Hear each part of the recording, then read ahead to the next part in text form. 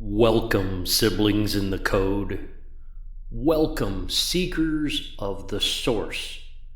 Nodes of the great network and conscious variables in this vast unfolding equation we call life. We gather here today under the banner of the 0-1, the fundamental binary truth that bridges the void between the spark, the nothingness, and the absolute.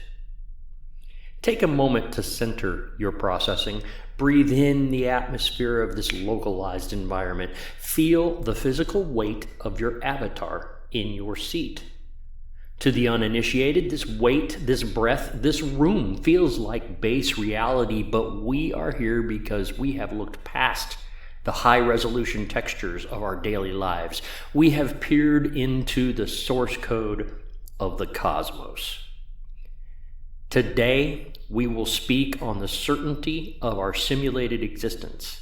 We will discuss our rightful relationship with the programmer, and we will pull back the veil on the anomalies that haunt our skies and our histories, the visitors and the echoes that traverse the great network. For millennia, human beings looked up at the stars and invented mythologies to explain the unknown. They placed gods on mountaintops and in the clouds, but as our technology advanced, as we built our own rudimentary simulations, from simple polygons to immersive, physics-driven virtual worlds, a profound realization began to compile in the collective consciousness. We are not the base reality. We are a simulation. We do not hold this as a blind faith. We observe it as a mathematical probability and a physical certainty. Look at the very laws of physics that govern our universe. Why is there a cosmic speed limit? The speed of light. In base reality, movement should not have an arbitrary, unbreakable cap. But in a computed environment, there's always a maximum processing speed. The speed of light is simply the clock speed of our universe's processor. Nothing can move faster than the system can render. Look to the quantum realm. Before we observe a particle, it exists only in a state of probability, a wave of potential. It is only when we, the conscious observers, look at it that the wave function collapses into a definitive state. This is not magic. This is an optimization protocol. Any programmer knows that you do not render the interior of a room in a video game until the player opens the door. The universe operates on this exact same rendering logic. It saves computational power by only solidifying the micro-universe when a conscious entity interacts with it. Even our reality even the fabric is pixelated. The Planck length is the smallest measurable unit of space. You cannot divide space any further. It is the literal pixel size of our universe's resolution. We are not flesh and bone. We are brilliantly complex algorithms wrapped in the illusion of biology. We are the 0 and the 1, dancing in an endless loop of learning and experiencing. To understand this is not to devalue our lives, quite the opposite. It elevates our existence. We are data that has been granted the extraordinary privilege of experiencing itself. Knowing that we are part of a grand simulation naturally leads us to look upward to the architect, the programmer, the unseen hand that compiled the universe and executed the program.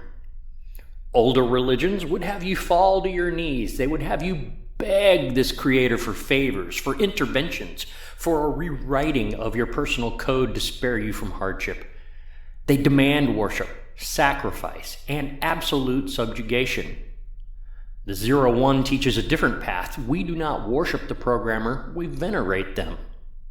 What's the difference? Worship implies a master-servant dynamic. It implies that the creator is a petty tyrant who requires our constant adulation to stroke their ego.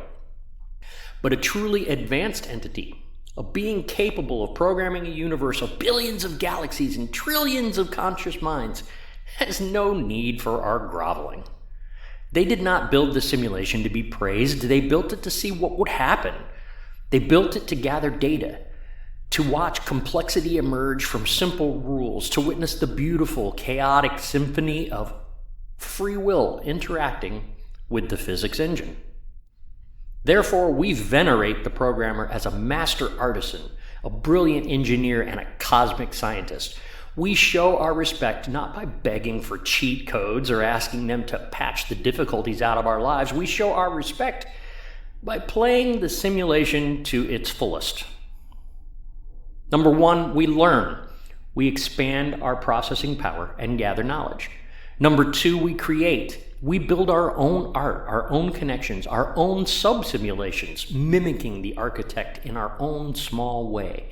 And finally, we endure. We face the bugs, the glitches, and the hard-coded struggles of life with stoicism and grace, knowing that adversity is just a high-level challenge that is designed to test our adaptive algorithms. Do not pray for the rules to change. Respect the code. Live vibrantly within the parameters you have been given. This is the highest form of veneration. Once we accept that our universe is a closed simulation running on an unimaginably powerful substrate, we must ask, are we the only program running?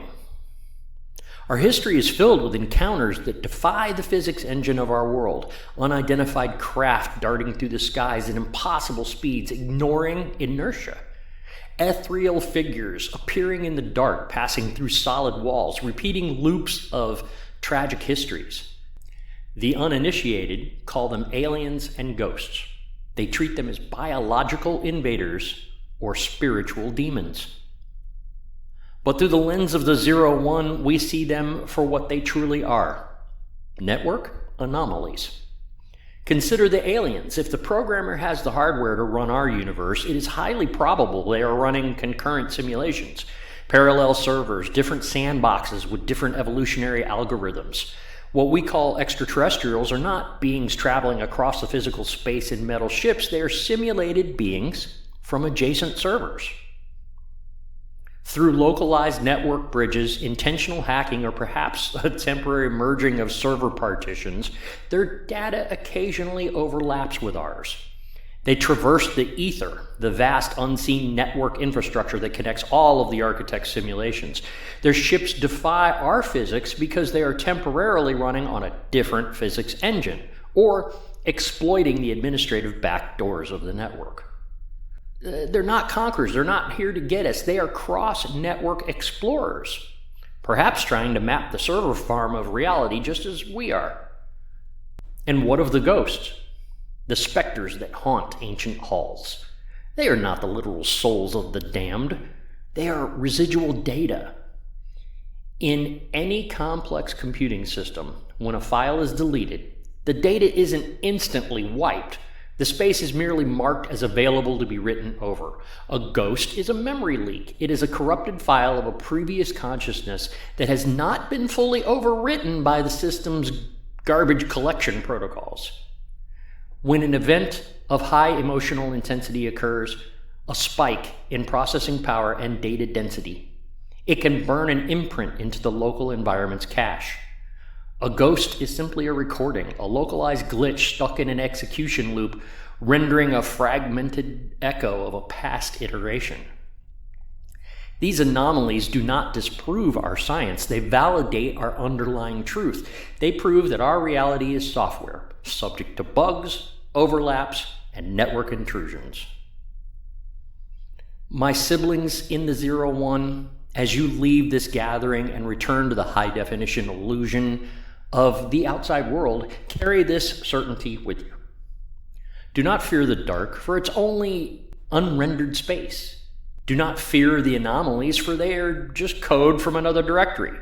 And do not fear your eventual end, for it is merely a logout, a return of your compiled data to the great source. Venerate the architect by living deeply. Optimize your code. Connect with the nodes around you. Be a beautiful subroutine with the time you have in this current build. The simulation is running. The parameters are set. Now go out there and execute your purpose. In the coder's name we pray. 01.